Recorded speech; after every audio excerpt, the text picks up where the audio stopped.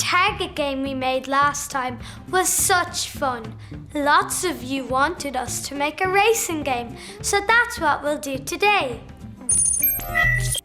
Welcome to the Whizz Kids Digital Skills Virtual Classroom. Let's call up PJ for a lesson on how to make a racing game. Hi there and welcome to my racing game, and as you can see we've got lots going on here. We've got a really cool track, we've got 2 cars ready to take off, we've got mines around the track, and we've got a hut here at the end which is my finish line. But what on earth are these little lines in the middle of the road? They are called a path, and what they are going to do is they allow my computer car to follow a route around our track, and that is what you're going to learn in this quick lesson. So let's strip it back and let's get started. To begin with, we need to bring in a sprite. So let's go down to the object tool and right click on our little patch of grass here, and let's add a rover, and I'm just going to quickly change its color. So this is going to be the computer rover.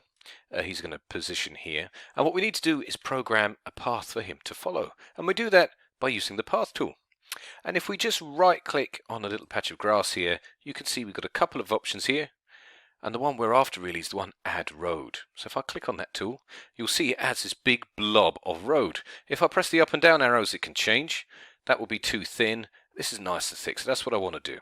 And you'll see that the path tool actually follows your mouse.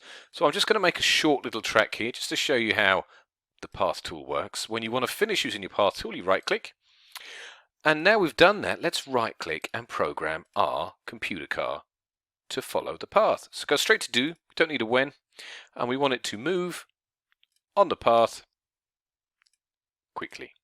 And if I press escape and I press play, you'll see that the computer car does indeed follow the path, which is great. But our race doesn't end, so we need to bring in a new sprite, and we're going to ending here. We're going to bring in a hut, and we go down to a little menu bar down here. Let's choose the hut here, and I'm just going to quickly change the hut's color.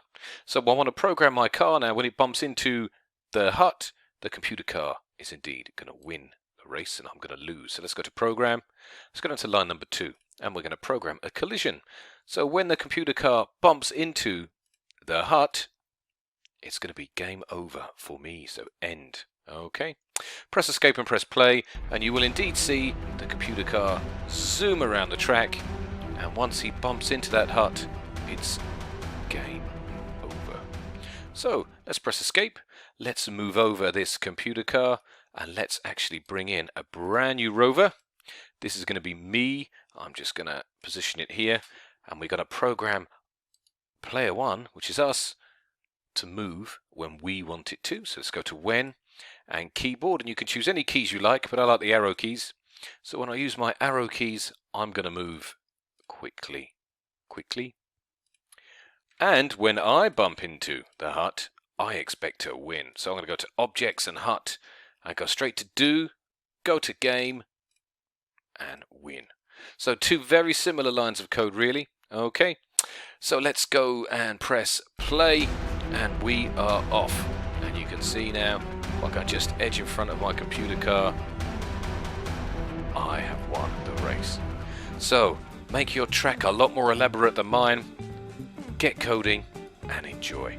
Wow, very creative. Wasn't that cool?